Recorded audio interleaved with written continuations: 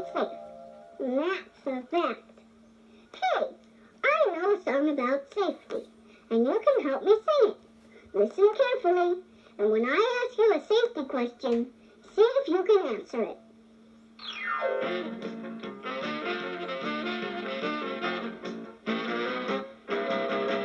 Look both ways when you cross the street. Look both ways when you cross the street. What do you do when you cross the street? Did you say look both ways? That's what you're supposed to do when you cross the street. Let's try another one. Tell somebody when you're going out.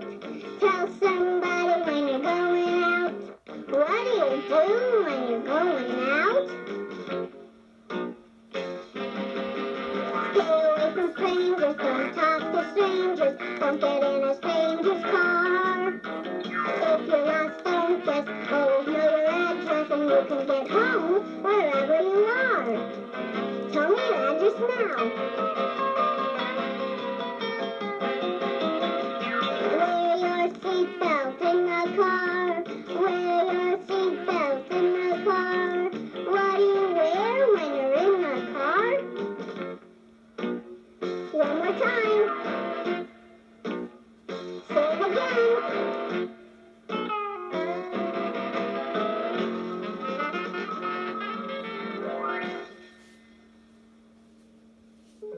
Now I've got another great long ago adventure to tell you. It's about one of our most famous presidents, Theodore Roosevelt, who was nicknamed Teddy.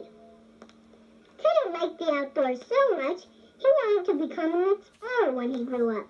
But in the meantime, he drew pictures of animals and birds, and he even kept a snake as a pet.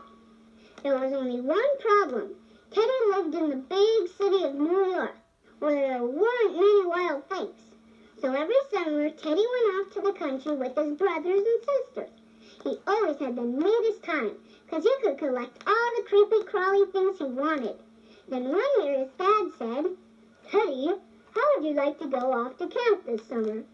"I sure would," said Teddy, "but I can still collect bugs and things." "Of course," said Mr. Roosevelt, "but I want you to get lots of exercise, too. An explorer has to be strong as well as smart." "Don't worry, Dad," said Teddy. "I will." So Teddy packed his books and drawing things and took a long stagecoach ride to camp. It was way up in the state of Maine near the place called Moosehead Lake. When Teddy got there, some of the other boys laughed at him. "Look at that funny-looking kid with glasses," said a boy named Jack. "He probably knows nothing about camping." But boy, was he wrong or what. That night, Teddy set up his tent faster than anybody. And when it came time to build a campfire, Teddy was the only one who could do it. "Gee," said Jack, "I guess I was wrong about you.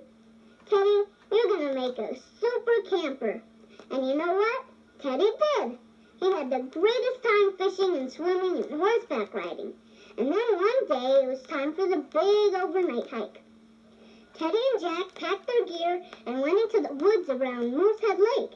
They found a neat campsite, pitched their tents, and went for a swim. But pretty soon it started to get dark. "We better build our campfire," said Jack.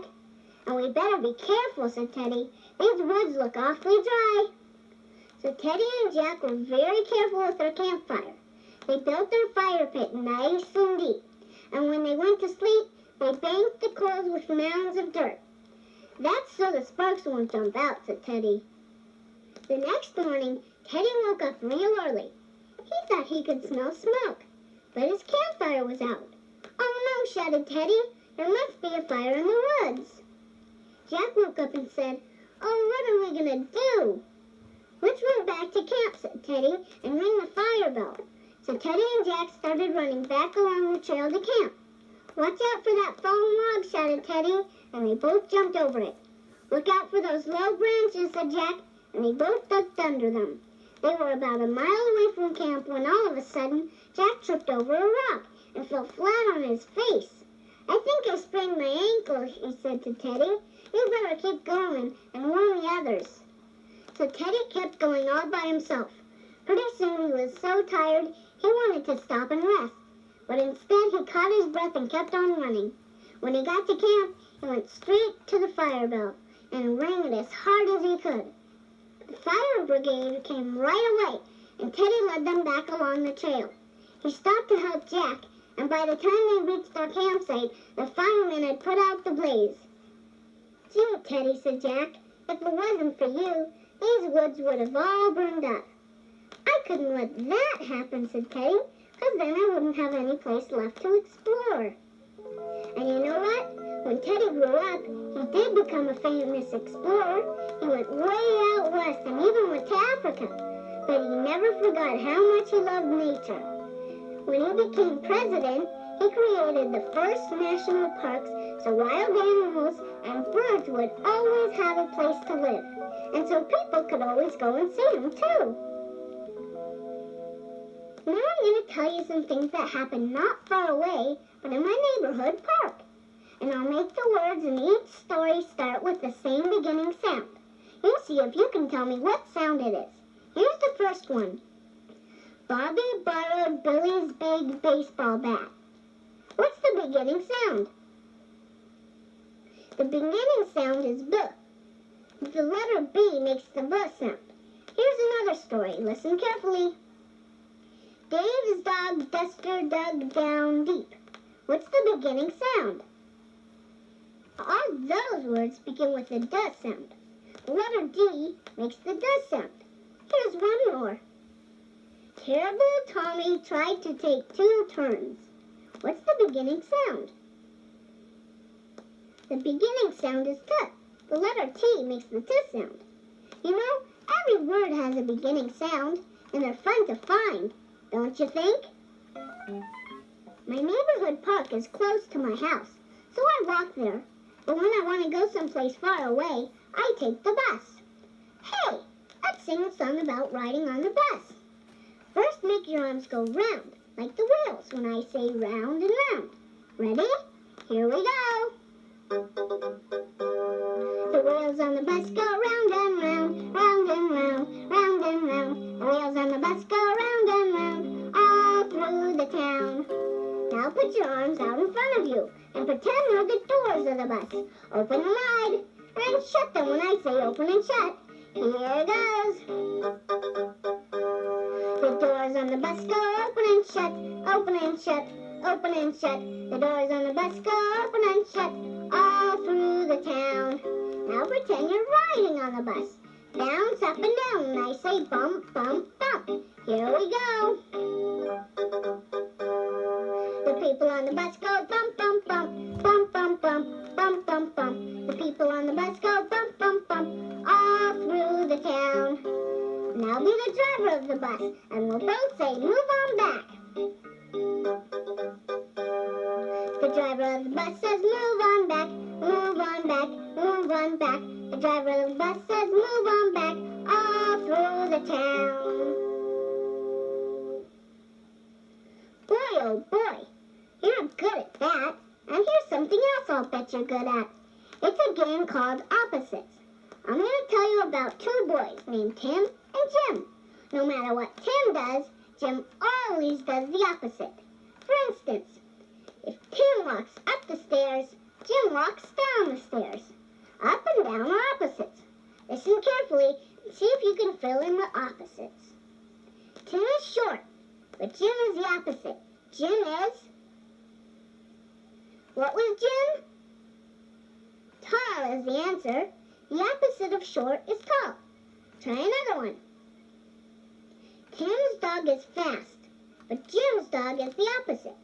Jim's dog is...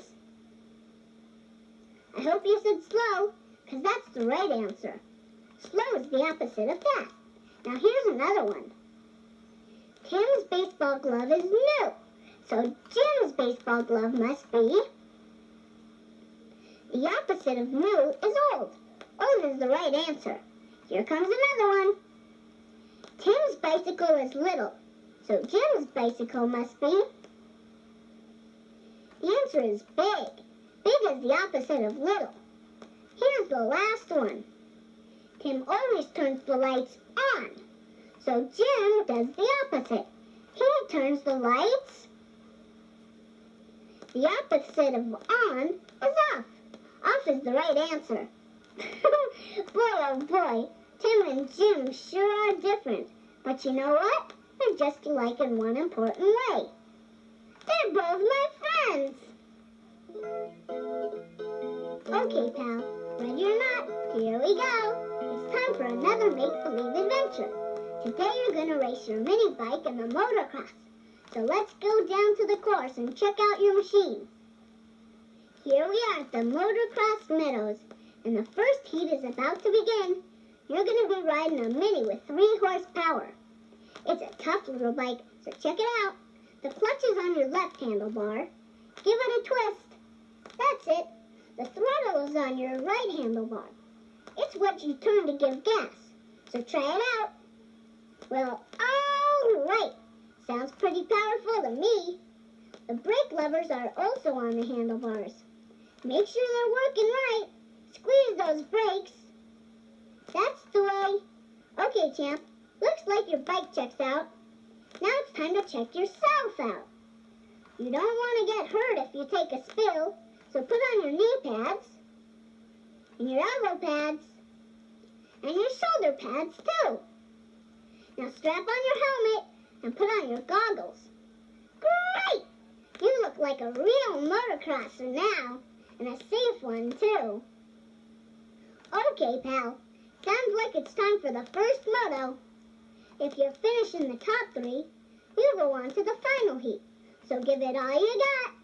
The judge is racing the green flag, and you're off.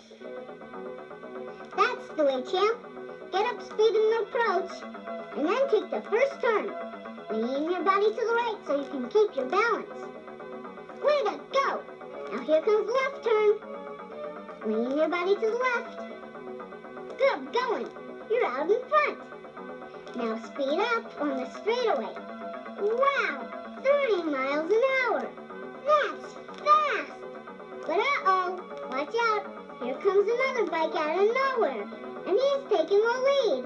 Here comes the finish line. And all right, you came in second. That means you get to go to the final heat. It's the roughest and the toughest of all. And you're going to be up against the winner of the first race. He's called the Buster, because he's always bust out of the pack and taking the lead. So catch your breath and get ready to roll.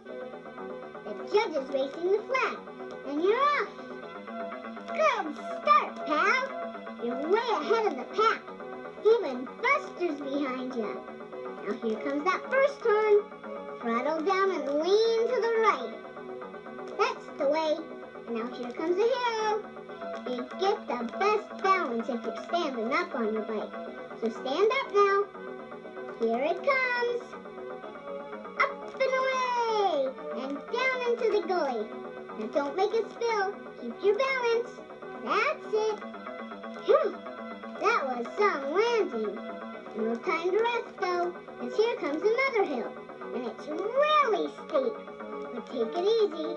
You don't want to lose your traction. Come on, that's it. You can do it. Just a little more, a little further, and you're over the top. But uh-oh, don't look now. The Buster's over too. Time to pour it on. See if you can make it to 40 miles an hour. You did it. That's as fast as your bike can go. Here comes the finish line.